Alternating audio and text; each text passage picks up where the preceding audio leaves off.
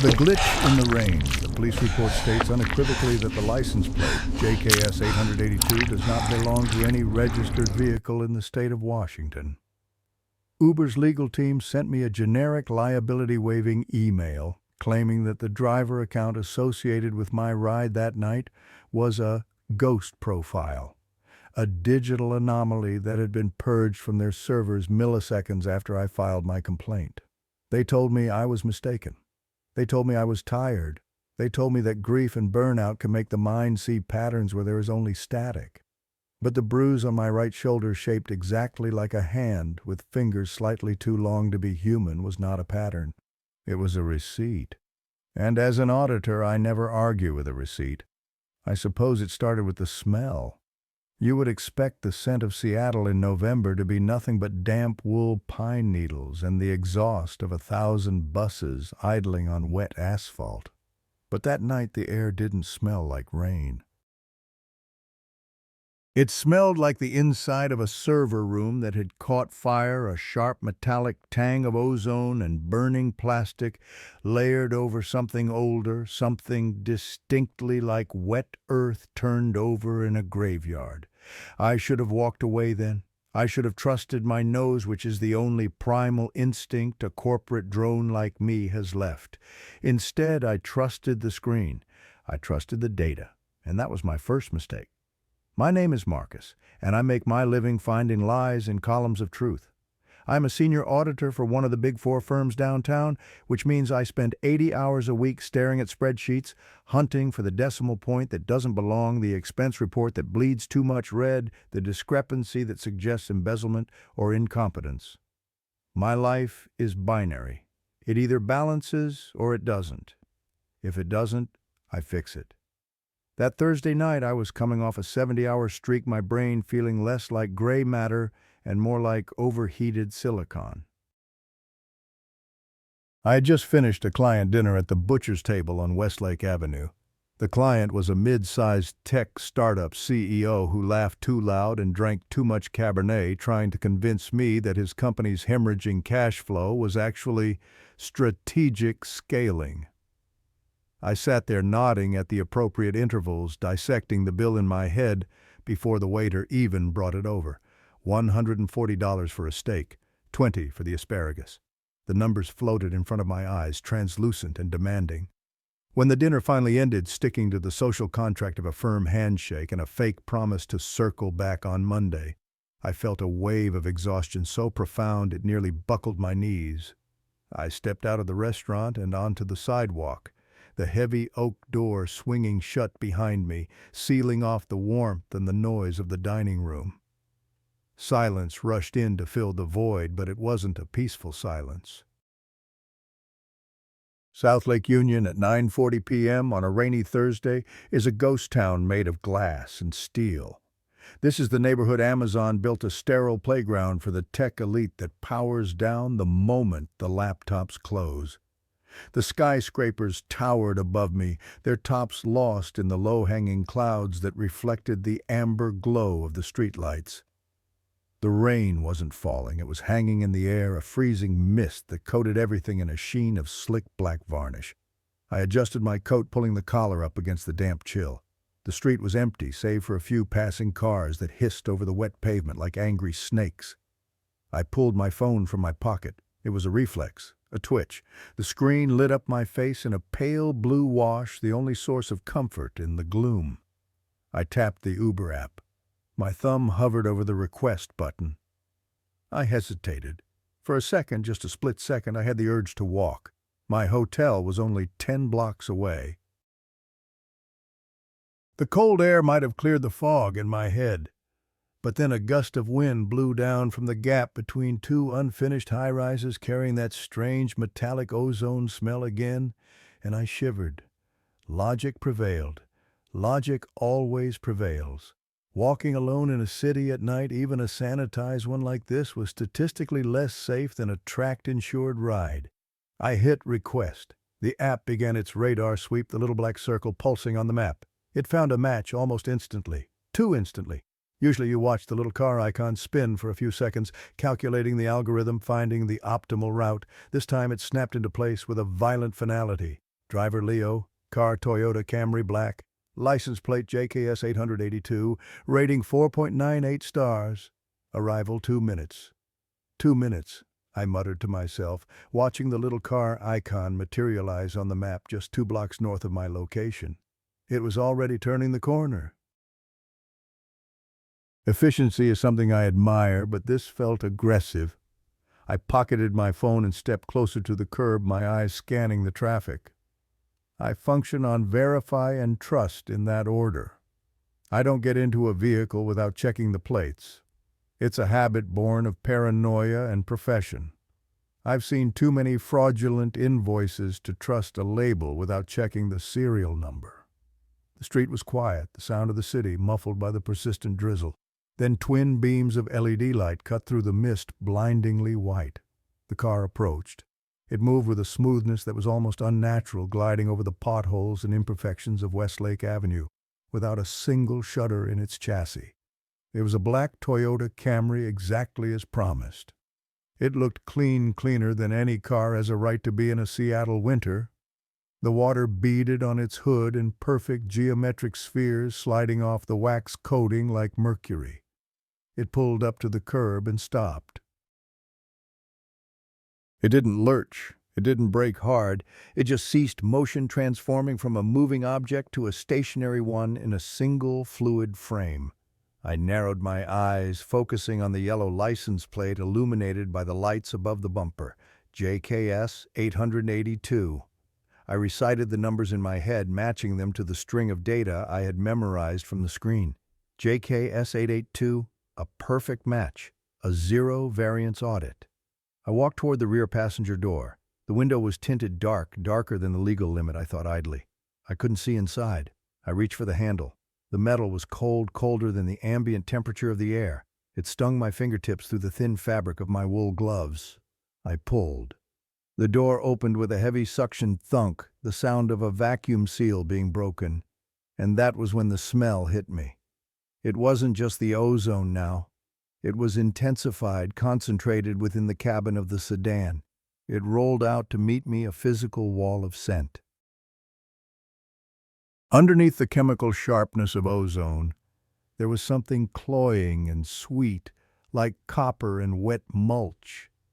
It reminded me of a construction site I had audited once, where they had dug up an old foundation and exposed soil that hadn't seen the sun in a century.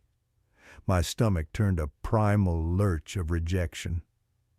Just a dirty air filter, I told myself. Or maybe the guy's a smoker who tries to cover it up with one of those industrial ionizers, I rationalize. That is what I do. I take the chaos of the world and I force it into a box that makes sense.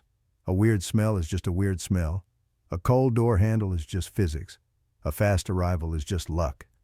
We are conditioned to ignore the screaming alarms of our intuition because we don't want to be rude. We don't want to be the guy who cancels a ride because the car smells funny. We trust the black mirror in our pockets more than the gray reality before our eyes. I ducked my head and slid into the back seat. The interior was immaculate.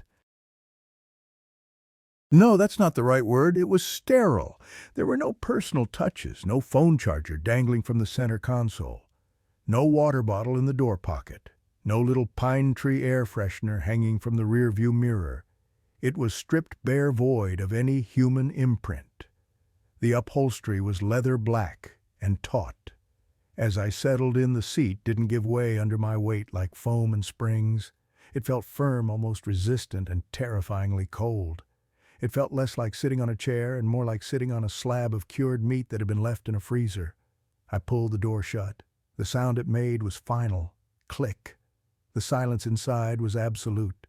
The drum of the rain against the roof, the hiss of tires from passing cars, the distant hum of the city, it all vanished the moment the latch engaged. It was like going underwater. My ears popped. The pressure in the cabin was slightly higher than outside, a subtle compression that pressed against my eardrums. "Leo?" I asked. The driver didn't turn around. He was staring straight ahead, his hands gripping the wheel at 10 and 2 with rigid discipline. Through the gap between the headrest and the seat, I could see the back of his neck. His hair was dark, cut short and precise, but the skin on his neck was pale, the color of parchment. It looked smooth, too smooth. I found myself squinting, trying to see the pores, the fine hairs, the imperfections that define human skin. There were none. It looked like wax that had been poured into a mold and allowed to set. He nodded, a single mechanical dip of the chin. "Good evening, Marcus," he said. His voice did not come from the front seat. It seemed to emanate from the speakers and the doors, a surround sound effect that made it impossible to pinpoint the source. The tone was deep, pleasant, and utterly devoid of inflection. It sounded like a recording of a human voice scrubbed of all breath and hesitation. "Hi," I replied, shifting in my seat, trying to find a comfortable position on the freezing leather. "Heading to the Pan Pacific Hotel on Terry Avenue." "I know the way," he said. He didn't tap a GPS. He didn't look at a mounted phone. In fact, I realized with a start that there was no mounted phone. Every Uber driver I had ever ridden with had a smartphone clipped to the air vent or suction cup to the dashboard displaying Waze or Google Maps with its brightly colored route lines. The dashboard of this Camry was empty, a smooth black expanse of plastic. "Don't you need the app?" I asked, a hint of irritation bleeding into my voice. I hate inefficiency. I hate deviations from the standard operating procedure. The construction on Denny Way is a nightmare tonight. The GPS usually navigates around it. "The route is optimized," Leo said. He shifted the car into drive. There was no vibration. The engine didn't growl or purr. The car simply began to move, sliding away from the curb with that same frictionless glide I had observed earlier. It felt less like internal combustion and more like magnetism. We accelerated, merging into the empty lane of Westlake Avenue. I pulled my phone out again. It was my anchor. I needed to see the route to verify that he was actually taking me to the hotel and not driving me into the Sound to save 5 minutes. The blue light of the screen washed over my hands. I looked at my nails. They looked purple in this light. I opened the Uber app to track the ride. The screen showed the map of Seattle. It showed the little black car icon representing my ride. But the icon wasn't moving. It was still sitting at the curb in front of the butcher's table. I frowned, tapping the screen. "Frozen," I muttered. "Great." I swiped the app closed and reopened it. The quintessential tech fix. The map reloaded. The icon remained stationary. According to the Uber server, the ride hadn't started yet.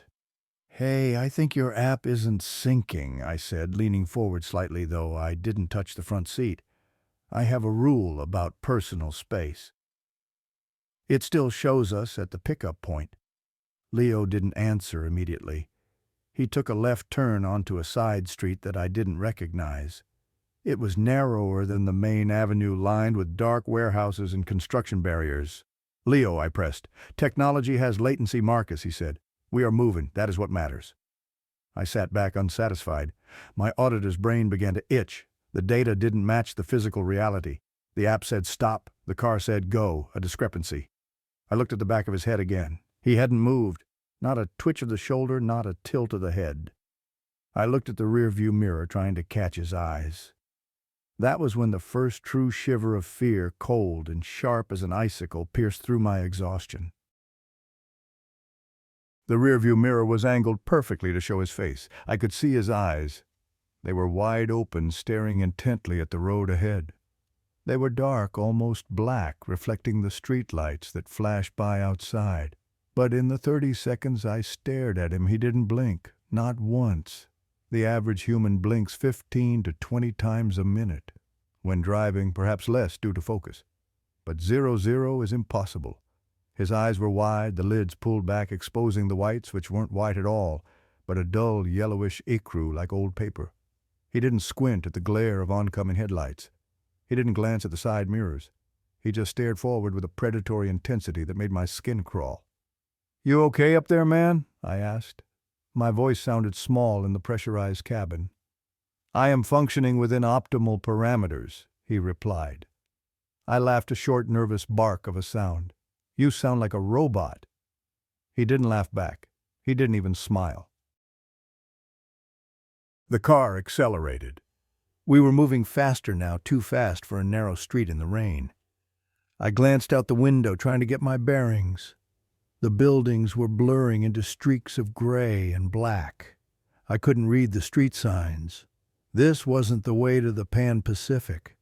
The hotel was south. We were heading... Well, I wasn't sure where we were heading, but the scenery was getting darker, more industrial. I looked down at my phone again. The app was still frozen. But then a notification banner slid down from the top of the screen. Uber, your driver Leo is arriving in 1 minute. I stared at the text. I read it 3 times.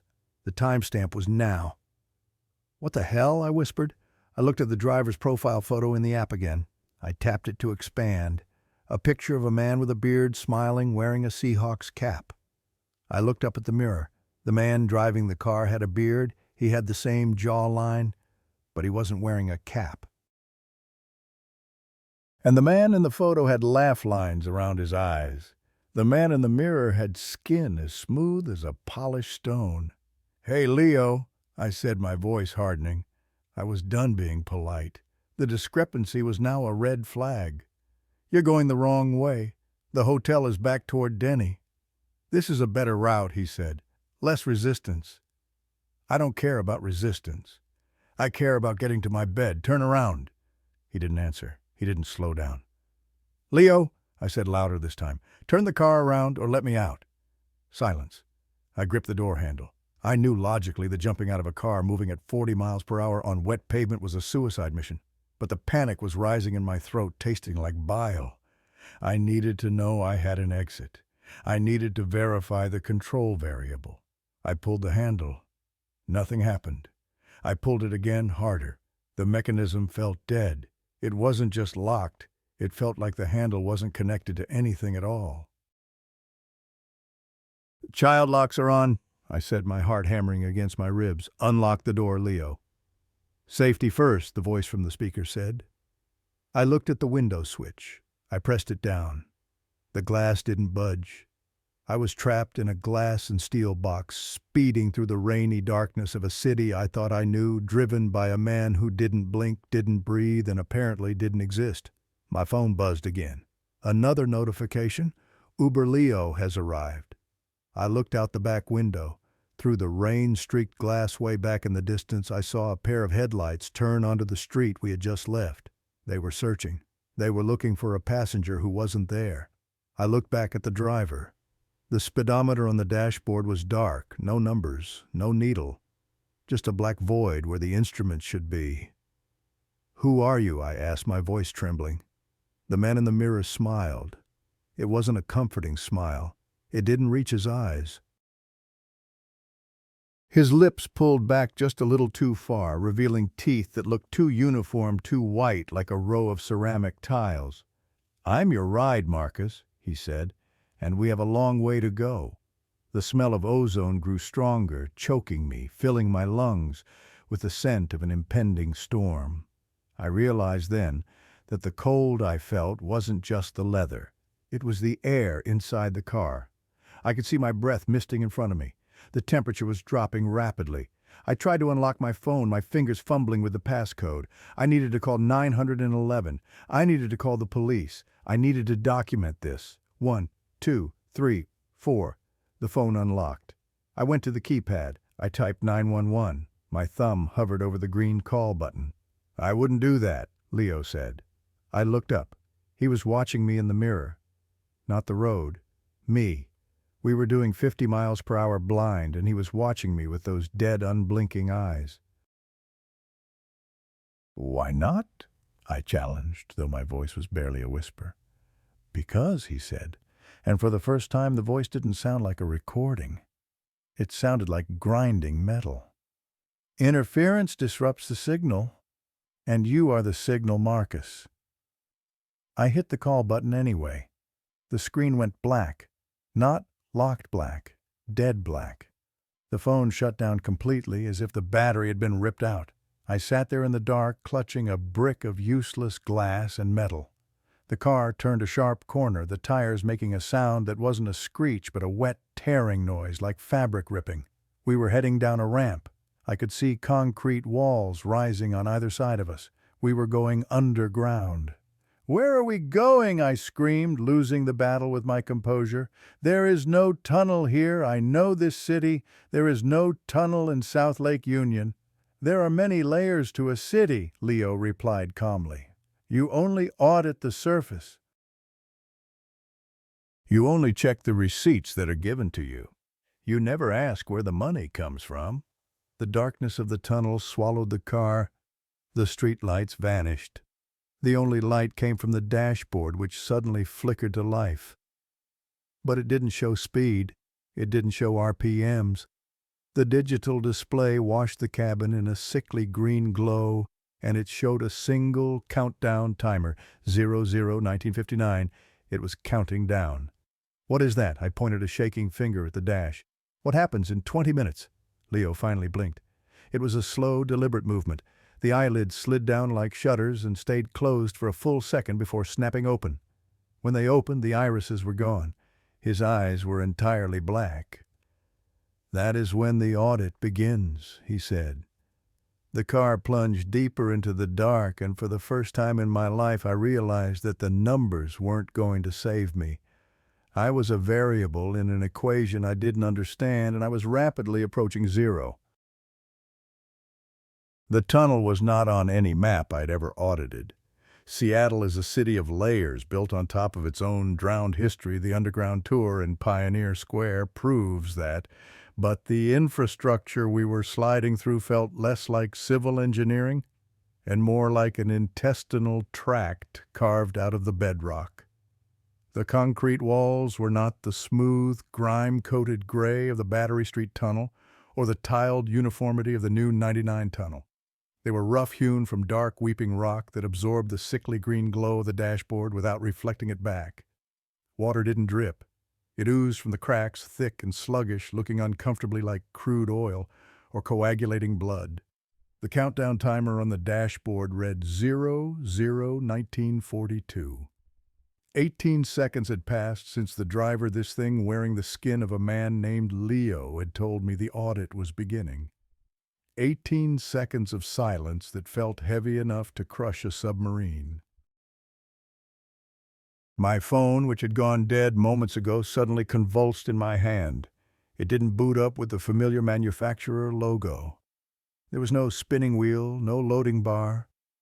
The screen simply ignited, flashing from black to a blinding pure white that seared my retinas in the dim cabin.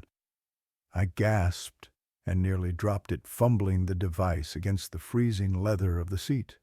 The white light illuminated the interior of the car with the harshness of an interrogation lamp. For a split second, the shadows jumped. I saw, or I thought I saw, the texture of the door panel next to me ripple. It wasn't the rigid plastic of a Toyota Camry. It looked like stretched hide pores and all shivering in the sudden brightness. I blinked and the impression vanished, replaced by the mundane molded polymer I expected. But the smell spiked again, ozone and wet earth now laced with the copper tang of adrenaline coating the back of my throat.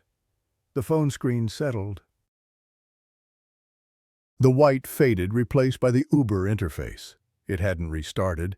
It had simply resumed as if the blackout had been a hallucination. The map was back. The blue dot representing my location was spinning wildly, unable to lock onto a GPS signal down here in the deep dark.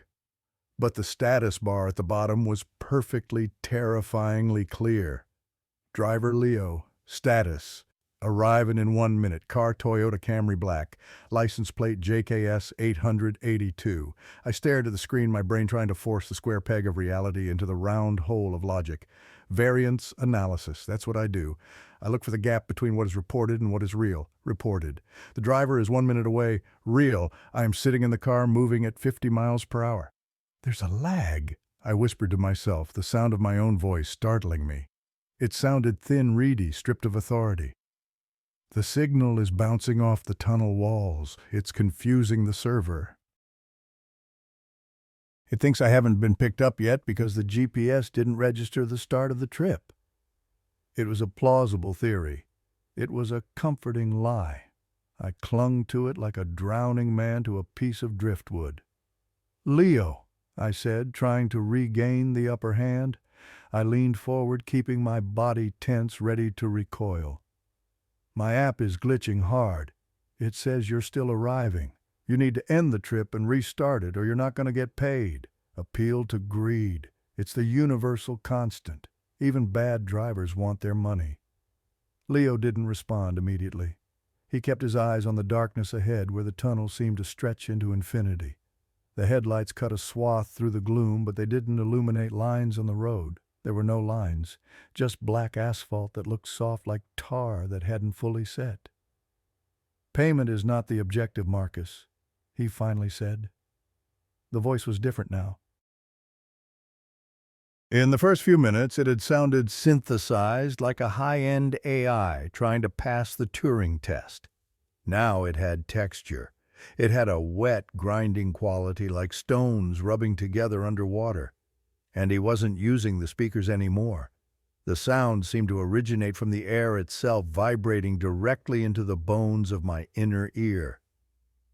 "Then what is the objective?" I demanded, my fear transmuting into the prickly heat of anger. "Kidnapping, is that it? You think I have money? I'm an auditor, man. I make a salary. I don't have access to the accounts. You want a ransom, you grabbed the wrong guy." "You categorize everything," Leo said. He lifted one hand from the steering wheel. The movement was jerky, arthritic. He adjusted the rearview mirror, tilting it down so that instead of seeing his eyes, I saw my own face reflected back at me. I looked terrible. The blue light from the phone cast corpse-like shadows under my eyes. My skin was gray, beaded with sweat, despite the meat locker cold of the cabin, but it was my expression that terrified me. I looked like a stranger. I looked like a man who had already been erased. Debit, credit, asset, liability. Leo continued, listing the terms like he was reciting a grocery list. "You think the world is built on transactions. You think if you balance the ledger, the chaos stays outside the door. Stop talking in riddles," I snapped. "Where are we going?" "We are calibrating," he said. The car swerved. It wasn't a loss of control, it was a deliberate, sharp movement to the left, as if dodging an invisible obstacle. My body was thrown against the door. My cheek hit the glass. It was warm. I recoiled, scrambling to the center of the seat. The window, the glass that had been freezing cold just minutes ago, was now pulsing with heat. I stared at it. Condensation was forming on the inside, but it wasn't misting up in a uniform fog. The droplets were gathering in patterns, swirls, spirals, fingerprints that were too large to be human. I looked at the dashboard timer. 00:17:15. Time was moving, but we weren't getting anywhere. The tunnel looked exactly the same as it had 2 minutes ago. Repetitive rock formations, the same oozing cracks. It was a loop, a loading screen for a reality that hadn't finished rendering. My phone buzzed again, a violent, angry vibration that rattled my teeth. Uber Leo has arrived. I looked at the map. The blue dot had stopped spinning. It had locked on. It showed the pickup location, the Butcher's Table, Westlake Avenue. And then the impossible happened. The view outside the window changed. The tunnel walls didn't fade away. They simply ceased to exist, blinking out of existence like a corrupted file. In an instant, the darkness was replaced by the wet, neon-streaked gray of the city. But we weren't moving. The sensation of speed vanished. The car was idling. I looked out the window, disoriented, my inner ear screaming that we should still be moving at 50 miles per hour. We were parked. I recognized the storefronts, the upscale furniture shop across the street, the awning of the restaurant I had just left. We were back at the pickup spot. "No," I breathed, my heart hammering a frantic rhythm against my ribs. "No, we left. We drove away. We were in a tunnel." I looked at the back of Leo's head. He was still staring forward, motionless. "Leo, why are we back here?" I asked, my voice cracking. He didn't answer. He didn't move. I looked out the window again, searching for a landmark, something to anchor me to the timeline. And then I saw it. Standing on the sidewalk, directly under the awning of the Butcher's Table, was a man. He was wearing a charcoal gray wool coat. He had a leather briefcase tucked under his left arm. He was holding a smartphone in his right hand, the screen illuminating his face in a pale blue wash. He was shivering slightly, hunching his shoulders against the wind. He looked exhausted. He looked like a man who had just spent 3 hours listening to a CEO lie about revenue projections. It was me. I stopped breathing. The air in my lungs turned to stone. I blinked, sure that this was a reflection, a trick of the glass. But the angle was wrong for a reflection. I was sitting in the back seat of a car parked at the curb. The man was standing 10 feet away on the sidewalk. I watched myself check the phone. I saw the furrow of my own brow. I saw the way I tapped my foot impatiently, a nervous tic I had developed in grad school and never managed to break. The word died in my throat. I watched the other me look up. He was scanning the street. He was looking for his ride. Then a car pulled up. It glided into the frame from the left, silent and sleek. A black Toyota Camry. It pulled up directly behind the car I was currently sitting in. I craned my neck, twisting around to look out the rear window. The license plate on the new car was illuminated by the headlights of a passing bus. JKS 882. It was the same car. The exact same car. "This isn't real," I whispered, tears of pure, unadulterated terror pricking at the corners of my eyes. "This is a hallucination, carbon monoxide poisoning. There's a leak in the exhaust. I'm hallucinating." "The variance," Leo said. His voice was no longer coming from the air. It was coming from inside my own head, a thought that wasn't mine. "You always look for the variance, Marcus. Look closer." I looked. I looked at the me on the sidewalk. He walked toward the second Camry. He checked the license plate. He nodded. He reached for the door handle. But as he opened the door, the street lights flickered. For a microsecond, the scene distorted. The me on the sidewalk didn't just slide into the car. He unfolded. It was a glitch, a visual stutter. One frame, he was a solid human being. The next frame, his outline blurred, stretching vertically like taffy being pulled apart. His jaw dropped unnaturally low past his chest, and his limbs elongated, snapping at impossible angles before snapping back into human shape as he ducked into the car. It happened so fast that if I had blinked, I would have missed it. But I didn't blink. I was witnessing a breach in the continuity of existence. The second Camry, the one with the other me inside, pulled away from the curb. It drove right through the car I was sitting in. There was no collision, no sound of crunching metal, just a sensation of intense, bone-deep cold as the phantom vehicle passed through us. It felt like a ghost walking over my grave. I screamed, curling into a ball, shielding my head with my arms. The cold washed over me, a physical wave of freezing entropy, and then it was gone. The street outside vanished. The tunnel walls slammed back into existence. We were moving again, fast. The speedometer on the dash was gone, but the sensation of speed was back, pressing me into the seat. The green glow of the dashboard returned. Timer 00:15:30. I hyperventilated, clawing at my chest, trying to force air into lungs that felt like they had collapsed. My mind was reeling, spinning, crashing. I had just watched myself get into a car that wasn't there in a timeline that had just been overwritten. "What did you do?" I gasped. "What was that?" "A correction," Leo said. "The previous entry was erroneous. We deleted it." "Deleted?" I choked out. "That was me. I was standing there." "That was a redundancy," Leo corrected. "The system cannot support two active files with the same signature. You are the primary. He was echo data." "You killed him," I accused, though I didn't know what I meant. "You ran him over. You drove through him." "He is archived," Leo said dismissively. I slumped back against the seat, my body trembling so violently my teeth clattered together. I needed to think. I needed to audit the situation. Fact 1, I am in a car that defies physics. Fact 2, the driver is not human. Fact 3, I just witnessed a temporal anomaly or a dimensional slip. Fact 4, my phone is the only link to the real world, and it is behaving erratically. I looked at the phone again. The screen had changed. The map was gone. The Uber interface was gone. It was now displaying a camera feed. It was grainy, black and white shot from a high angle, a security camera view. I recognized the checkered tile floor, the chrome napkin dispensers, the distinct shape of the booth tables. It was the interior of the butcher's table. I saw the table I had sat at just 20 minutes ago. It was empty.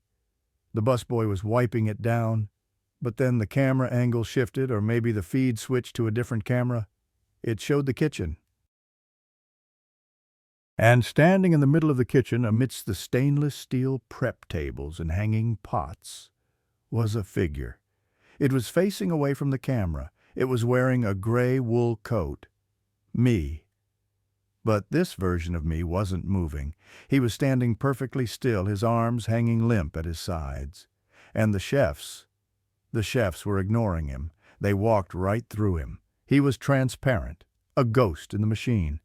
"Why are you showing me this?" I whispered at the screen. "To show you that you are lost," Marcus, Leo said.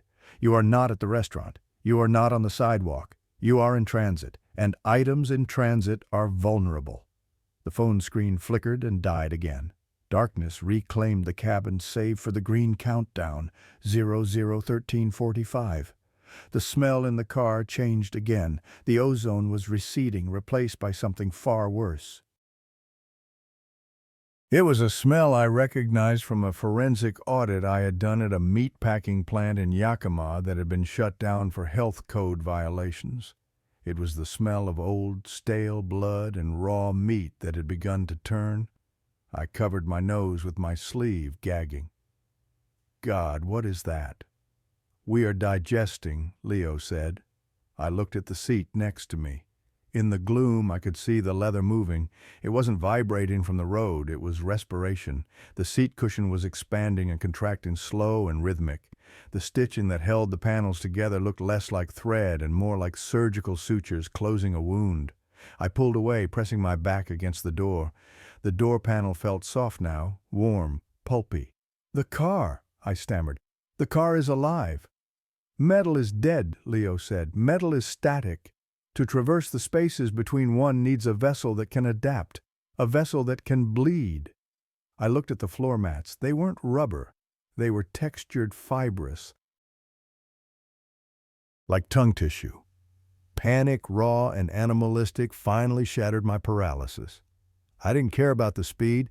I didn't care about the tunnel. I had to get out. I turned and hammered my fist against the window. "Let me out!" I screamed. "Stop the car!" My fist didn't make a hard thud against glass. It sank in. The window had the consistency of thick, clear gelatin. My hand went through the surface, trapped in the viscous substance. It felt like sticking my hand into a jellyfish. I screamed and yanked my arm back.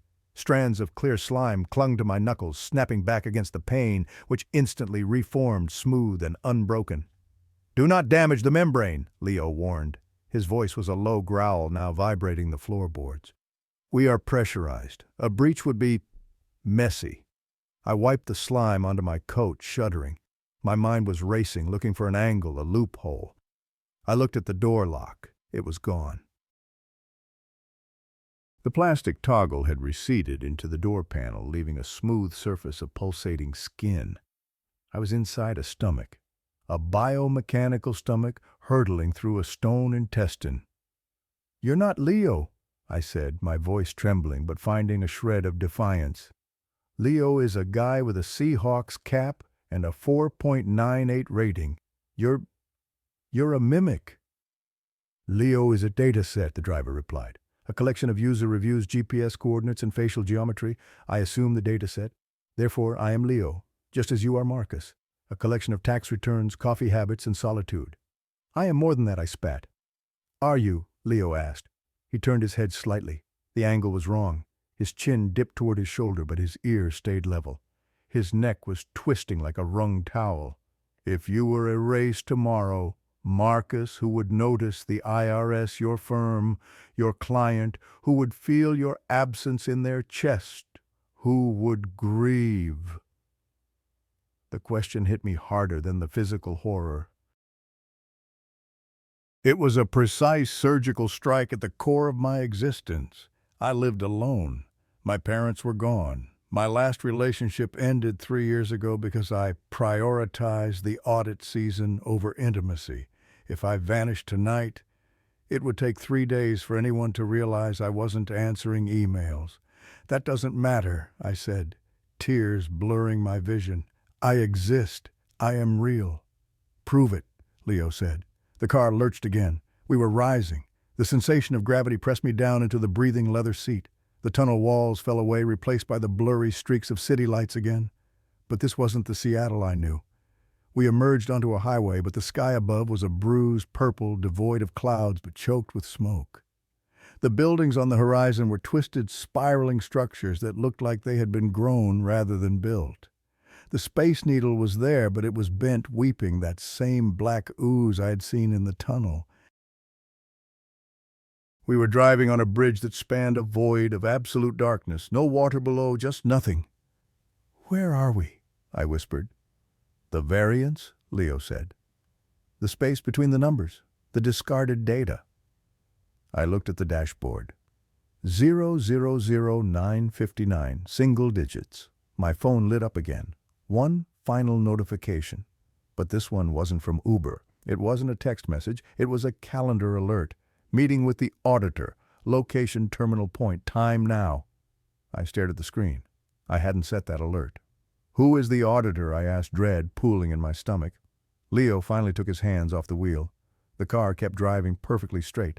He turned his body fully around to face me. His spine cracked audibly, snapping and realigning so he could face the back seat while his legs remained forward. His face was changing. The skin was bubbling, shifting. The beard receded into his pores. The nose flattened. "You find the errors, Marcus." The thing that was no longer Leo said. "You find the things that don't belong. Tonight we are auditing you, we are checking your balance, and I fear you are in the red."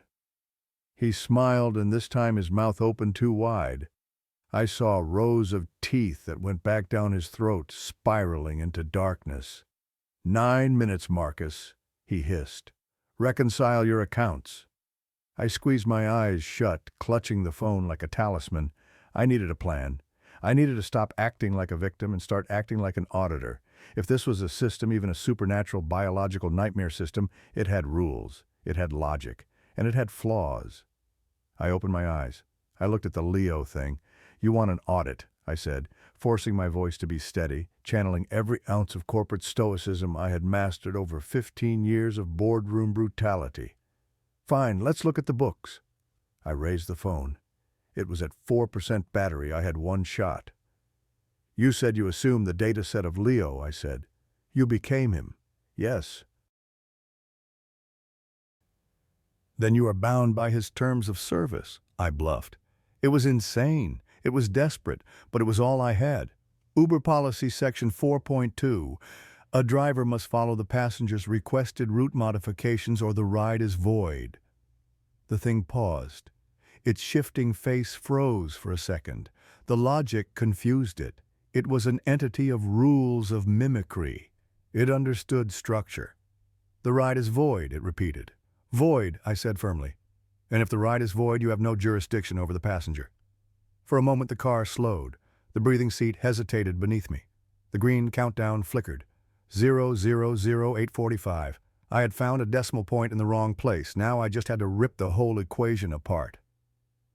"Take me to Walgreens," I said, pointing at a distorted, glowing sign in the distance of this hellscape city. "Or I report this ride as fraudulent. And you know what happens to corrupted data, don't you?" The thing hissed. It wasn't a human sound. It was the sound of steam escaping a valve. "Corrupted data is deleted," I said, gambling my soul on a technicality. The car swerved violently toward the exit ramp. "One stop," the monster growled. "But the meter keeps running." "Drive," I commanded. We plunged down the ramp toward the twisted version of Seattle, the clock ticking down, my heart beating a frantic rhythm against the silence of the void. I wasn't safe. I was nowhere near safe. But I'd bought myself a variable. And sometimes a variable is all you need to crash the system. The exit ramp spiraled downward, a helix of cracked asphalt descending into the bowels of a city that was a malignant caricature of the one I knew. The Seattle of the variants was not built of glass and steel. It was constructed from the refuse of forgotten memories and corrupted files. The skyscrapers twisted like arthritic fingers grasping at the bruised purple sky, their windows weeping a thick black ichor that pooled in the gutters. There were no other cars, only the vague, shivering outlines of vehicles that had been deleted, ghosts of movement that flickered in and out of existence like bad reception on an old television set. I gripped the door handle, or rather the throbbing ridge of cartilage that had replaced it, and stared out at the nightmare rushing past. The speed was impossible. We weren't just driving. We were shearing through the fabric of the environment, the friction creating a high-pitched scream that sounded like tearing metal. Inside the cabin, the air pressure had become crushing. The smell of raw meat and ozone was now so thick I could taste it, a metallic film coating my tongue. "The meter is running, Marcus," the thing wearing Leo's skin rasped. Its head was still swiveled 180 degrees to face me, its neck a twisted rope of unnatural physiology. "Every second you detour is a second deducted from your total sum. You are spending your life to buy a moment." "I'm auditing the route!" I choked out, my voice sounding thin and brittle against the overwhelming roar of the biological engine. It's part of the process until the final reconciliation. I was speaking nonsense corporate buzzwords meant to hold back the tide of insanity. But the creature seemed to accept it. It thrived on rules, on the perverse logic of the transaction. It turned its attention back to the road, or rather its eyes rolled back into its head, and I saw the muscles in its back ripple as if it were steering with its spine. We hit the bottom of the ramp and tore onto a street that resembled Mercer, but the Amazon spheres were not glass domes filled with exotic plants. They were membranous sacs pulsing with a bioluminescent green light filled with shadowy embryonic shapes that floated in amniotic fluid. The Walgreens I had pointed to was miles away, a solitary beacon of white clinical light in this landscape of organic decay. It looked like a glitch in the render, a square of perfect, unblemished reality cut and pasted into a painting by Hieronymus Bosch. "Why there?" the driver asked. The voice came from the upholstery, now vibrating against my spine. "Why that specific coordinate? It is sterile. It is devoid of flavor. Because I need medicine. I lied, my mind racing to construct a narrative that fit the entity's twisted worldview. My system is crashing. If I expire before the destination, the ride is incomplete. You don't get paid for a dead passenger. That's a liability write-off. Zero revenue." The car shuddered. The breathing motion of the seats quickened. "Preservation of the asset," the entity mused. "Acceptable logic, but risky. The light, it burns." "Risk is part of the business," I said, leaning back, trying to minimize my contact with the seat. The leather felt wet now. I looked down and saw that my coat was absorbing a clear, sticky fluid oozing from the pores of the cushion. Digestive enzymes. It was starting. I checked the dashboard. 000722. 7 minutes. I had 7 minutes before whatever happened when the timer hit 0. Total erasure consumption, or perhaps something worse, becoming a permanent part of this vehicle, a face pressed forever against the glass, watching other victims climb in. I looked at my phone. 3% battery. The screen was flickering, the pixels bleeding into each other. The camera feed from the butcher's table was gone, replaced by a static image of a clock face without hands. "You are stalling," Leo said. We were speeding down a long, straight avenue, but the Walgreens didn't seem to be getting any closer. The perspective was warped. The buildings stretched and elongated, creating a tunnel effect that messed with my depth perception. "I'm not stalling," I said. "I'm optimizing." "You are afraid," he corrected. "I can smell the cortisol in your blood. It spices the meat. Fear is the seasoning of the sentient." "What are you?" I asked. I needed to keep him talking. If he was talking, he wasn't eating. If he was analyzing, he wasn't accelerating. "I told you," he said, his voice shifting, layering over itself. A man's baritone, a woman's soprano, a child's whisper, all speaking in unison. I am the variance. I am the data that does not fit the curve. When you delete a file, Marcus, where does it go? When you forget a face, where does that memory reside? Nothing is truly destroyed. It is merely displaced. Displaced to here. He gestured with a hand that now had too many fingers, the knuckles popping like gunshots. We are the archivists of the unwanted, he continued. And you are so very unwanted, aren't you? No family, no lover, a job that requires you to be a machine. You are practically one of us already. You are hollow. We are simply filling the void. The truth of his words hit me with the force of a physical blow. It was a precise surgical dissection of my soul. I was hollow. I had spent 15 years filling my life with work, with numbers, with the cold comfort of accuracy, because I was terrified of the messiness of human connection. I was a man who preferred a balanced spreadsheet to a messy conversation. I was a ghost long before I stepped into this car. I am not hollow, I whispered, the defiance rising not from confidence but from the sheer, stubborn refusal to be categorized as a rounding error. I am distinct. I have value. Value is determined by the market, Leo sneered, and in this market you are scrap. The car swerved violently to the right, dodging a pothole that looked like a gaping mouth lined with jagged teeth. The movement threw me against the door again. The slime on the window was thicker now, opaque and pulsating. I couldn't see out anymore. The world outside was just a blur of purple and black shadows. We are approaching the deviation, Leo announced. The sanctuary you requested, but there is a toll. A toll. To stop the momentum is painful, he said. To bridge the gap between the variance and the static realm. It requires energy, kinetic, thermal, vital. The temperature in the car plummeted. My breath clouded in front of me, freezing into ice crystals that hung in the air. But the seat beneath me grew scorching hot. The enzymes were reacting. I felt a stinging sensation on my thighs like a chemical burn. "You're eating me," I screamed, scrambling to lift my legs, bracing my feet against the front seat, which was a mistake.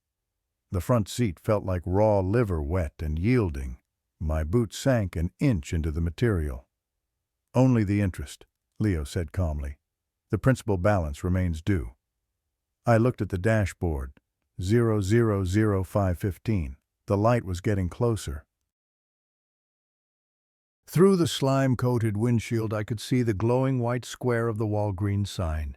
It was huge, towering like a monolith. It wasn't just a store. It was a fortress of normality.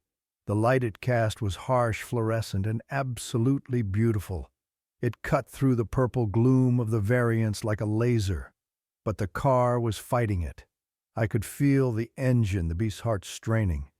The vehicle shook violently, shuddering as if it were re-entering the atmosphere. The metal of the frame groaned a sound like bones snapping under pressure. "It rejects us," Leo hissed.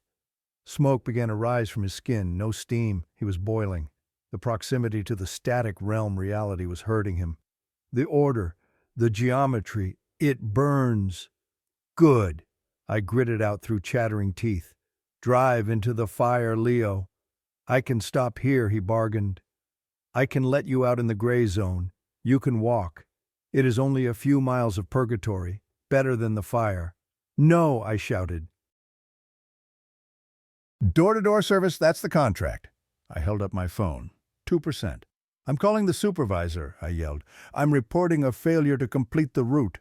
I tapped the black screen. It didn't wake up. The battery indicator flashed red, then nothing. Dead. My anchor was gone. My bluff was exposed. Leo saw it. He saw the light die in my hands. The car slowed, but not to stop. It slowed to prolong the moment. The driver turned around fully now. His legs were gone, merged into the floor mats. His torso twisted, rising up over the center console like a cobra. His face was a ruin of melting wax and exposed muscle. "The line is dead, Marcus," he gurgled. "No signal, no audit, no witness." The car was coasting now, drifting through the outer rim of the white light cast by the Walgreens. We were maybe 50 yards away, close enough to see the automatic doors, close enough to see a normal, bored teenager pushing a row of shopping carts in the parking lot. But we were separated by an invisible barrier, a membrane between worlds. To that teenager, we probably looked like a flicker of shadow, a trick of the mist. "You have no leverage," the monster said, looming over me. Its mouth opened, and the smell of the slaughterhouse washed over me. "The transaction closes now." I pressed myself back against the door, the burning seat searing my skin through my jeans. I looked at the door handle. It was gone, absorbed. The window was unbreakable gelatin. The lock was fused. I was trapped in a digestive box 50 yards from salvation. Think. You are an auditor. When the numbers don't add up, when the software fails, when the management lies, what do? You go to the physicals. You check the inventory with your own hands. You verify the tangible assets. What was the tangible asset here? The car. The biological entity mimicking a car. It had rules. It had anatomy. "Metal is dead," he had said. "This vessel creates adaptivity." If it's biological, it has nerves. It has pain receptors. I looked at the thing looming over me. It was distracted by its own triumph, savoring the fear. I reached into my pocket. My hand closed around the only sharp object I had. Not a knife, not a weapon, a fountain pen, a Mont Blanc Meisterstuck, a gift from the firm for my 10-year anniversary. Heavy, brass barrel, gold nib, expensive, pretentious, and incredibly sharp. "The line is dead," I repeated, my voice trembling but gaining volume. But I'm not. I didn't lunge at the monster. I lunged at the car. I drove the gold nib of the pen down with all my strength into the armrest of the door panel, right into the soft pulsating bulge where the window controls used to be. The pen sank in deep. A shriek tore through the air, not from Leo, but from the door itself. It was a high-pitched electronic squeal that sounded like a microphone feedback loop mixed with a pig being slaughtered. Blue blood, luminescent, glowing hydraulic fluid spurted from the wound, spraying across my face. It burned like acid. "Unauthorized input," Leo screamed, his body seizing up. The car swerved violently to the left, crashing through a phantom barrier. The connections severed. The pain caused the mimicry to glitch. The biology recoiled. The door panel convulsed, trying to eject the foreign object. The flesh of the door retracted, revealing the skeleton underneath, which was still partially metal. I saw the mechanism, the linkage rod for the door latch. It was coated in slime, wrapped in muscle tissue, but it was there. "You hurt the vessel!" Leo roared, swiping at me with a clawed hand. I ducked, and his talons shredded the headrest behind me. "You violate the terms, material breach," I screamed back, stabbing the pen again, this time dragging it down, slicing through the muscle fibers of the door. "Physical damage to the asset, immediate liquidation." The car was spinning now. We had crossed the threshold. The white light of the Walgreens was blinding. The transition was violent. It felt like falling from a skyscraper and hitting the ground, but without the impact. Gravity shifted. The crushing pressure vanished, replaced by the normal heavy weight of Earth's atmosphere. The car slammed to a halt. It didn't glide to a stop, it crashed. I felt the tires bite into real asphalt. The suspension bottomed out. The engine stalled with a wet, choking cough. We were in the parking lot. Real world, real rain, real neon sign buzzing overhead, but the car was still locked, and the monster was still inside. Leo recovered from the shock. He looked at me, his eyes now two voids of absolute zero. He lunged, his hand wrapped around my throat. It was cold, slimy, and incredibly strong. I felt my windpipe compress. Black spots danced in my vision. "You think you can leave?" He hissed, his face inches from mine. "You think you can just walk away from the ledger you owe us, Marcus? You owe us your time." I gagged, clawing at his hand. His skin felt like wet rubber. I couldn't break his grip. 0:00:15. The dashboard timer was still counting down. Even in reality, the contract held. 15 seconds, he whispered. "And then the audit closes, and you will be archived." My vision blurred. I looked past him out the window. The slime on the glass was fading, turning brittle and flaking off. I saw the automatic doors of the Walgreens slide open. A woman walked out carrying a plastic bag.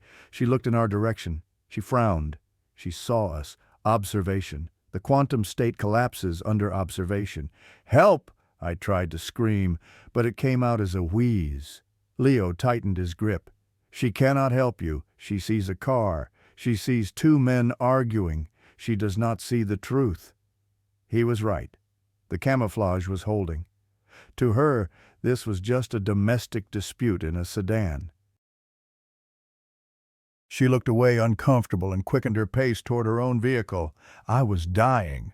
I was going to die in a parking lot 10 feet from salvation, strangled by a ghost. My hand flailed, searching for the pen. It was gone, lost in the struggle. My fingers brushed against the door panel. The wound I had inflicted was bubbling, the blue blood sizzling. And then I remembered the lighter. I didn't smoke, but I carried a Zippo, a memento from my grandfather. I kept it in my coat pocket as a fidget toy. I would click it open and close during long meetings. Click-clack, click-clack, fire. The light, it burns, Leo had said earlier. The entity mimicked biology. Biology burns. I jammed my hand into my pocket. My fingers closed around the cold brass of the Zippo. Leo saw the movement. No tools!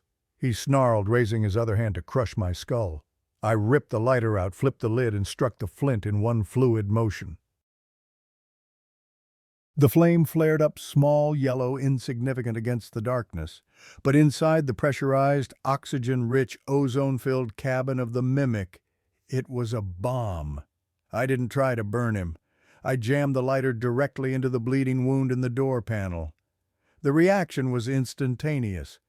The blue hydraulic fluid, whatever volatile chemical powered this monstrosity, caught fire. It wasn't a normal fire. It was a magnesium flare, a blinding flash of white heat. Screech!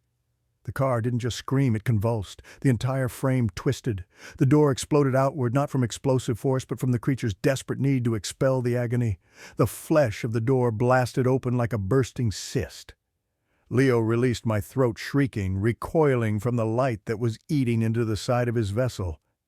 "Data corruption critical failure," he screamed, his voice breaking into digital static. The door hung open, swinging on a hinge of torn tendon and smoking metal. I didn't hesitate. I didn't look back. I threw myself out. I hit the wet asphalt hard. My shoulder took the brunt of the impact, snapping something deep inside. I rolled, scraping my face against the gritty pavement, the taste of blood and tar filling my mouth. I scrambled to my hands and knees, ignoring the screaming pain in my arm, and crawled. I crawled toward the white light of the store like a frantic insect. Behind me, the car was thrashing. It sounded like a wounded animal thrashing in dry leaves. The engine roared a sound of pure rage. I heard tires screech. He was coming. He was going to run me down. "Hey, watch it!" a voice yelled. I looked up. A delivery truck, a massive, real 18-wheel Coca-Cola delivery truck, was pulling into the lot, its air horn blasting. The Camry, or the thing looking like a Camry, was revving its engine, aiming straight for me, but the delivery truck blocked its path. The truck driver leaned out his window. "You crazy buddy, one way." The Camry froze. It sat there for a second, idling black smoke pouring from the passenger door where I had burned it. I saw Leo through the windshield. He wasn't looking at the truck driver, he was looking at me. His face was perfectly human again. The beard was back. The Seahawks cap was back. But he held up one hand. He pointed at his wrist, tapping an invisible watch. "Time's up."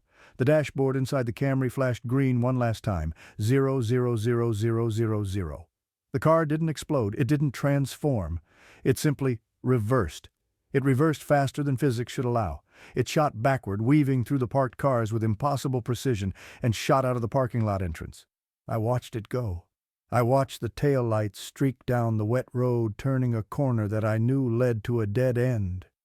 But when I blinked, the tail lights were gone. I lay there on the wet pavement, the rain falling on my face. Real rain. Cold, clean, freezing rain. It washed away the slime on my coat. It washed away the blue blood on my hands. The automatic doors of the Walgreens slid open. A security guard stepped out looking confused. "Sir, you okay?" He called out, his hand resting on his belt. I saw, Did you just fall out of that car?" I tried to answer, but my throat was bruised, my vocal cords paralyzed. I just nodded. I collapsed onto my back, staring up at the neon sign. The buzzing of the electricity sounded like a choir of angels. I was alive. The audit was over. But as I lay there gasping for air, I felt a vibration in my pocket. My phone. The phone that had been dead. The phone that had 2% battery and had shut down. It was vibrating. I reached into my pocket with a shaking hand. I pulled it out. The screen was bright. 100% battery. A notification was waiting on the lock screen. Uber receipt. Trip with Leo canceled. Fee $0. Note from driver balance carried forward. I dropped the phone. The screen cracked against the asphalt, a spider web of fractures radiating from the center. "Balance carried forward," I whispered, the horror settling into my bones deeper than the cold. The security guard reached me. He knelt down, his face full of concern. "Sir, I'm calling the paramedics. You look like you've been in a hell of a fight." I fell," I rasped. "Just fell." "And hey," the guard said, shining his flashlight on my shoulder, "that's a nasty burn you got there, and is that a bruise?" He pointed to my right shoulder where my coat was torn. I looked down. On the skin of my shoulder, perfectly preserved in shades of purple and black, was a handprint. But it wasn't a normal handprint. It had 6 fingers, and the thumb was on the wrong side. I closed my eyes and let the darkness take me, praying that when I woke up, the numbers would finally make sense. But deep down, I knew the truth. The ledger wasn't closed. It was just paused, and I was still in the red. The police report filed the next morning was an exercise in futility. Officer Miller, a young guy with kind eyes and a skepticism that hadn't yet hardened into cynicism, took my statement in the hospital room. He listened patiently as I talked about the license plate, the route, the glitch. I left out the breathing car. I left out the monster. I told him I was kidnapped by a rogue driver who drugged me. It was the only narrative that fit the data points he could accept. "We checked the plate, Marcus," Miller said, flipping his notepad closed. "JKS 882, it doesn't exist. Not in Washington, not in Oregon. We ran the VN from the traffic cam footage at the Walgreens." "And?" I asked, sitting up in the hospital bed, my arm in a sling.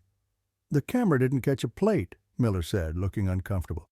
"It was glared out, just a white blur. And the car, well, on the footage, it looks weird."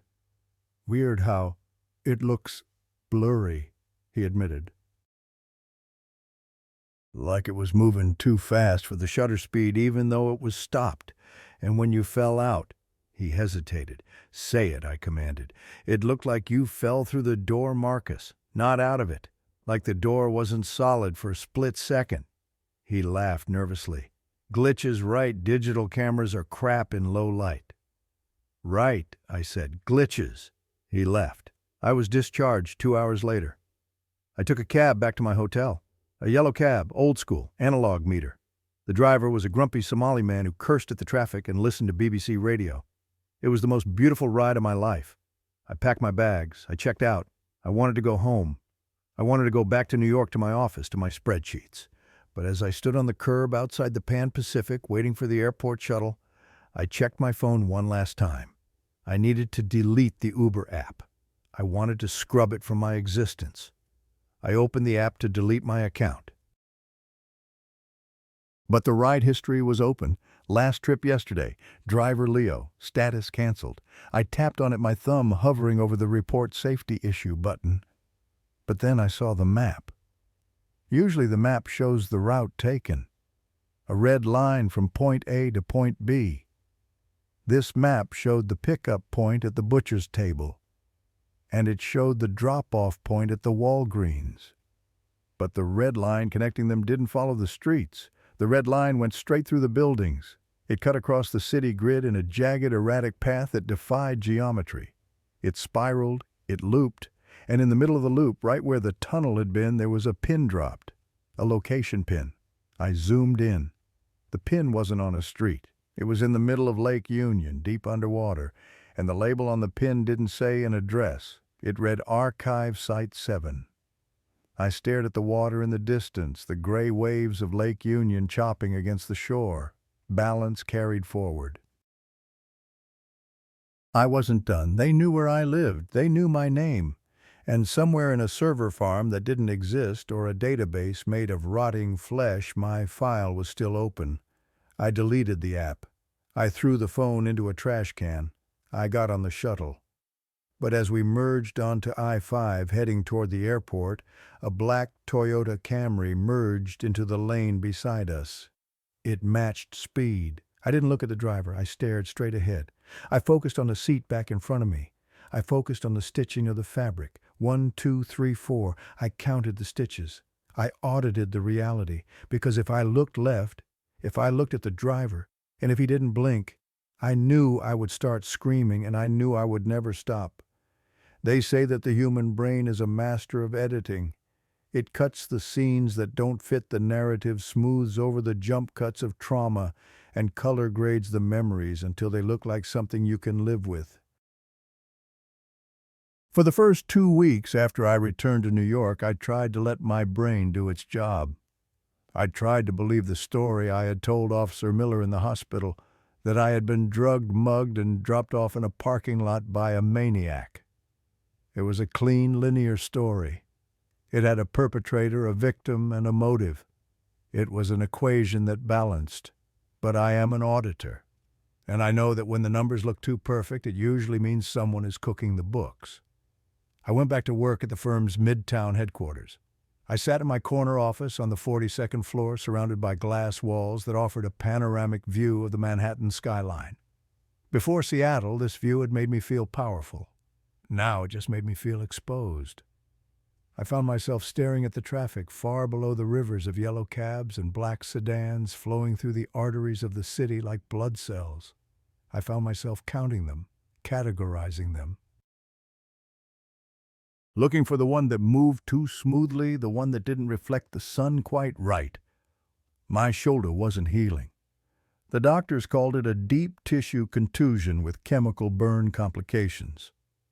They gave me creams and painkillers, but they didn't ask why the bruise looked like a hand with 6 fingers. They didn't ask why the skin around the burn felt colder than the rest of my body, even when I stood under a scalding shower. The mark was a brand, a chaotic variable stamped onto my flesh. The real horror, however, didn't arrive with a scream or a monster. It arrived in an email. It was 3 weeks after the incident. I was late at the office, the only light coming from the glow of my dual monitors. The cleaning crew had already passed through, leaving the smell of lemon polish and vacuumed carpet, a scent that now triggered a faint, nausea-inducing echo of the Camry's interior. The email was from a personal Gmail account. The subject line was simply case number 882, unofficial. I opened it. It was from Officer Miller, the young cop from Seattle. Marcus, the department closed the case. They're ruling it a mental health episode induced by exhaustion and possible intoxication. They're saying you never got into a car. They're saying you walked from the restaurant to the Walgreens in a fugue state. I'm not supposed to send you this, but I checked the timestamps on the security footage again, and I checked the hospital admission log. The math doesn't add up. You're an auditor. Maybe you can make sense of it. Don't reply to this. Miller attached was a zip file containing a PDF of the police report and 2 video files.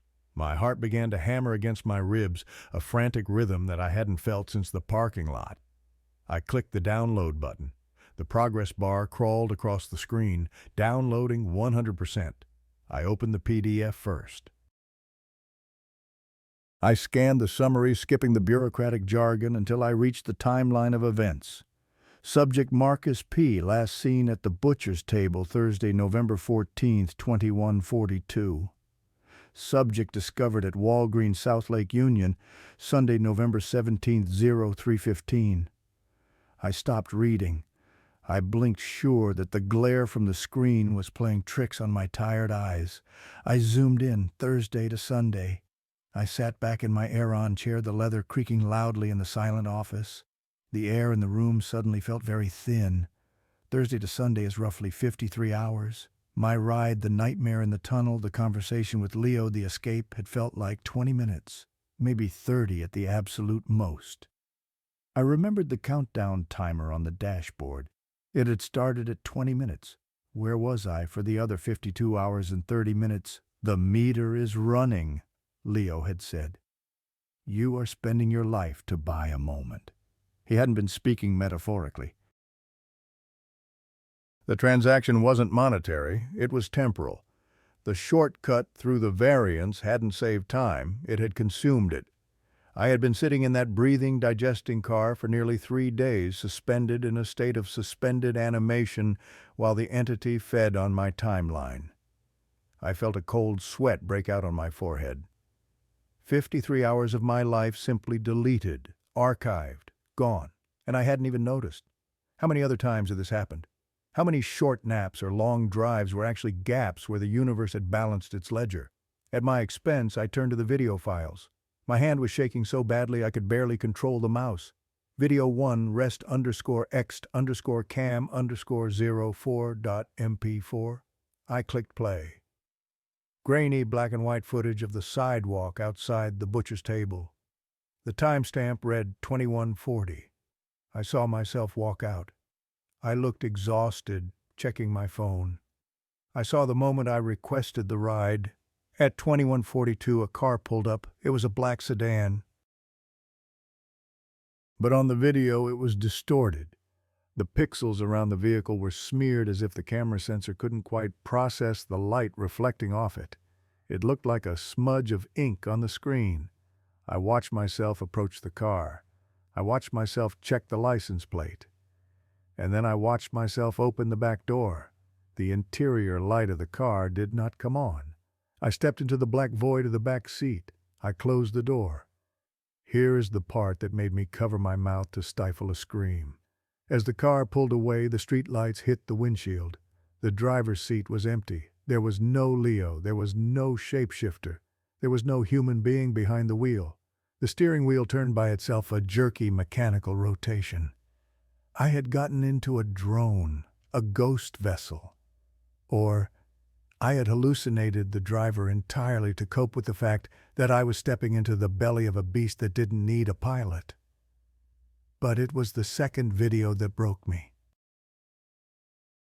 Video 2 Walgreens_int_cam_02.mp4. This was the footage from inside the store, looking out through the glass automatic doors into the parking lot.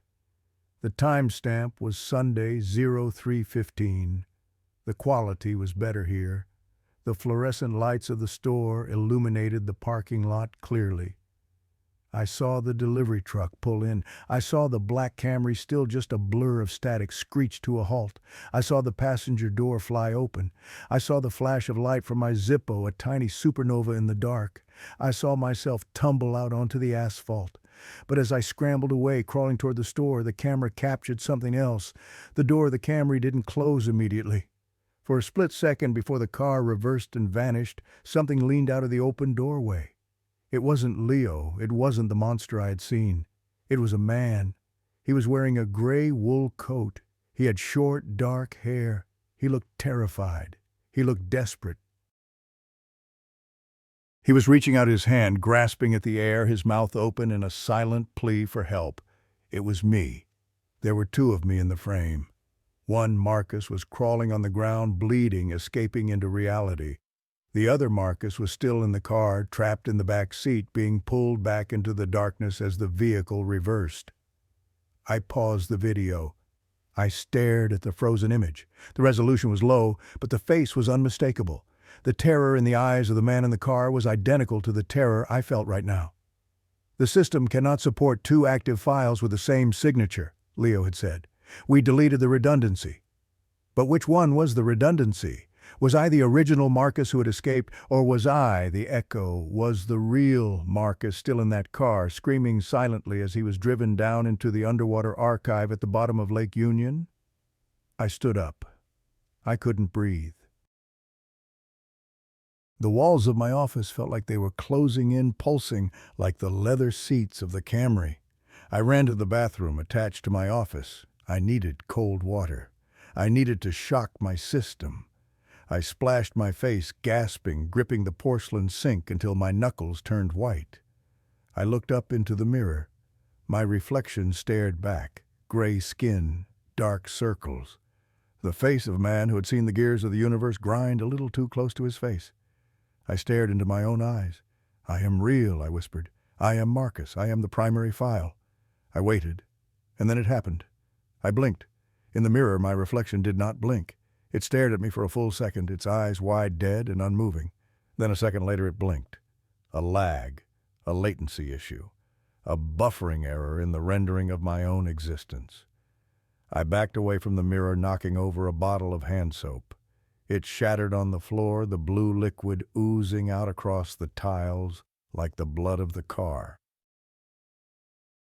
My phone sitting on the counter buzzed. I didn't want to look. I knew I shouldn't look. But the compulsion of the auditor is to verify, to check the data. I looked at the screen. It wasn't an Uber notification. It was a calendar alert from my work email. A shared invite that had just been added to my schedule. Subject: final reconciliation. Location: the mirror. Time soon. Organizer: JKS 882. I smashed the phone. I threw it against the tiled wall, shattering it into plastic and glass shrapnel. But the notification didn't disappear from my mind. I walked out of the bathroom. I walked out of my office. I took the stairs down 42 flights because I couldn't bear to step into the metal box of an elevator. I stepped out onto the streets of Manhattan. It was raining. Of course it was raining. The city smelled of exhaust and wet concrete, but beneath it all, faint and cloying, was the smell of ozone and raw meat. I don't take cars anymore. I don't take the subway. I walk. I keep my head down. I count my steps. I audit every second of my day, checking for missing time, checking for glitches, checking for the moment when the scenery flickers and reveals the purple sky underneath. But sometimes when I'm walking past a darkened shop window, or when I catch my reflection in a puddle, I see him, the other Marcus. He's still in the car. He's pressing his hand against the glass, screaming soundlessly, and he looks at me not with envy, but with pity, because he knows something I'm only just beginning to understand. He knows that he is the one who is safe. He is archived. He is stored. He is finished. I am the one who is still running. I am the one who has to live in a world where the walls are thin, where the machines are hungry, and where every time I close my eyes, I'm not sure if I'll open them in my bed or in the back seat of a black Toyota Camry with a dashboard that counts down to 0. So here is my audit report. Here's the warning label I'm slapping onto reality. Next time you call a ride, check the plate, check the face, check the name. But mostly check the time. Look at your watch when you get in. Look at it when you get out. If you lost a minute, if you lost an hour, if the journey felt a little too smooth, a little too quiet, don't go home. Don't go to sleep. Because you didn't just take a ride, you paid a toll. And the thing that drove you, it knows where you live now, and it knows exactly how much balance you have left in your account. And trust me, it will come back to collect the interest.